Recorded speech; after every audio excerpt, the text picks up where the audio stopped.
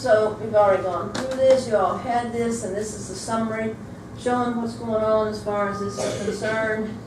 And yeah, it was just basically bilirubin is a very good way to evaluate not just the cholestasis, but can also give you a feel for the function status. Right, so it can do both of those. We mainly use it for cholestasis. All right. Okay, and we've already gone through this. I'm not going to read these to you again because we just talked about them, right?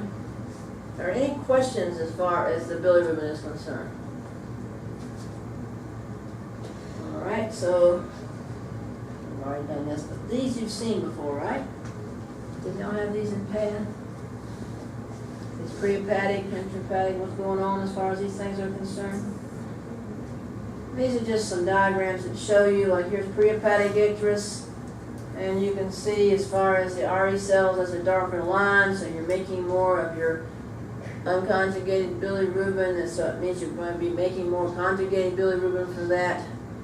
But there's a threshold for how quickly the liver and how much bilirubin it can take up. So if you're getting it overloaded, that's going to mean that the highest level is going to be in prehepatic is because of the unconjugated. Not because there's any problem with the liver, because there is a problem that you're breaking down red cells too quickly. So what do you think if you have a extravascular hemolytic anemia? You think you're going to get this prehepatic icterus? Anybody? Extravascular hemolytic anemia is going to give you very high levels of bilirubin, right? And so is the liver, if it's severe, is that going to exceed the liver's ability to pick it up real quick? And so build up into the blood. Okay. So if you have a case on the final, when you have an animal that has an extravascular hemolytic anemia, and you look at the chemistries, and you have elevations in total bilirubin, the predominant amount of which is the unconjugated or indirect bilirubin, what do you think? Think you give me a diagnosis? That's what the whole point of doing this stuff is. Okay. Now, what's it mean by direct and indirect bilirubin? What does that mean? Right, there are clinical instruments can measure total bilirubin levels. They can measure your conjugated bilirubin levels. They cannot measure the unconjugated. So how do you find out what the unconjugated level is? Subtract the conjugated from the total. Is that a direct or indirect measurement? That's an indirect measurement. So that's why your conjugated bilirubin is direct bilirubin. Your unconjugated bilirubin is indirect. And again, go back to the prefix. In and un are prefixes. So before the liver. Okay? And did y'all get these in pad last semester? My husband usually, he stole them once, and I said, I figured he still uses them, but anyway. But again, this is just showing you the mechanisms involved as far as intra, and this is post-hepatic right here. And the main thing to concentrate on is what you would see as far as your bilirubin levels are in the blood, compared with these three different mechanisms. Okay. Now, what would confirm that you have cholestasis? What else would you look at? GGT and alkalis. Okay. So those things are what we use panel-wise. Now, one of the problems in the horse, this is where the horse comes in, not reading the book, is if a horse gets anorectic, within, after it's been going on for more than 24 hours, they will start mobilizing lipids like crazy for energy. What organ has to clear the lipids from the blood and take it up and make energy? The liver. The mechanism for uptake of the lipids and the bilirubin is the same.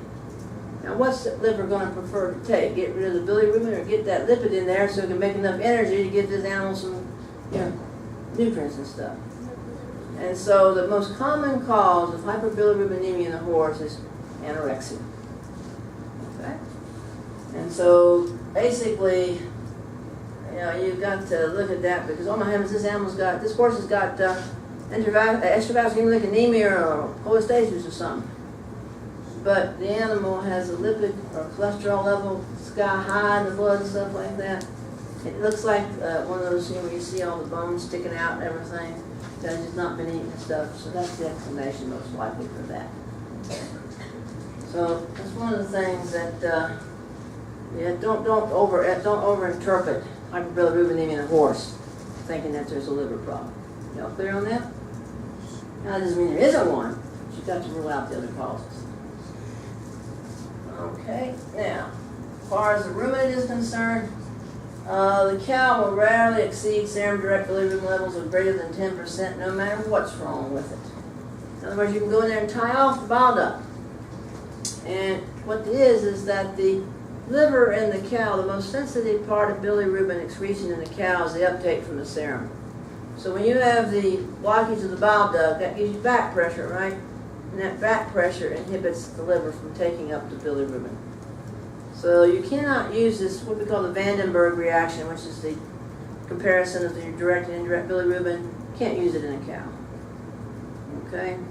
The horse, it's not quite as bad as a cow, but with cholestasis, you usually won't get more than, less than more than 35% the conjugated bilirubin. So again, you have to be aware of some species differences so you don't make a wrong interpretation or ignore it. So that cow doesn't have cholestasis because it's bilirubin, it's only 35% conjugated bilirubin. That means he's got intravascular hemolytic anemia, and the PCB's in normal range and everything. So don't overestimate or misinterpret. In other words. Okay. And one last thing, we'll take a break here. What's kernicterus? Y'all heard of it?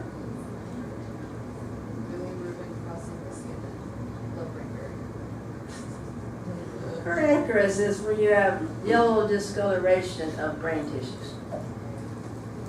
Y'all heard of yellow baby? When they're born, they're very yellowish discoloration everywhere. And what do you treat them with? You put them under UV light, because UV light oxidizes bilirubin. Okay, so it will break it down. What causes kernicterus is if the blood-brain barrier is defective or hasn't fully developed, the bilirubin will go through and get into the brain tissues, causes yellow discoloration of the brain tissues, and can drastically interfere with normal CNS function if it's not taken care of. Okay? And so, you get problems with anything which can compromise your blood-brain barrier. Acid-base changes, oxygen changes, some drugs and stuff like that can do it. Particularly those drugs which can be given for adult animals and things as far as cardiac conditions and stuff like that. And what it basically is, if it's not cleared up, it will destroy the CNS tissue. One thing you have to be aware of is you're on necropsy and you got this animal, this dog, and this is a middle-aged dog, and he's got ichoric membranes, and you open up the skull, and the brain is the color. Anybody got a yellow? I don't see anybody got any yellow on today, but it's the color of corn on the cob. How about that? I don't mean to bring food up this morning here, but anyway, corn on the cob. And so you say, "Oh my heavens, I got to get a picture of this." Now you're on the necropsy table, and what's overhead on the necropsy table? Light. So you run to get the camera, you get back in a couple of minutes, and guess what? It's gone. Okay? So that also tells you when you're doing necropsies and things, and animals that are suspected of having those problems, you want to basically take care not to let the light hit it and stuff. Okay? Alright? Now, I don't know if that goes along with corn or what, but anyway, I don't know where they came up with the term kernicterus, but anyway, that's what it's called. Okay, well, y'all want to take a 10-minute break? Everybody sign a roll?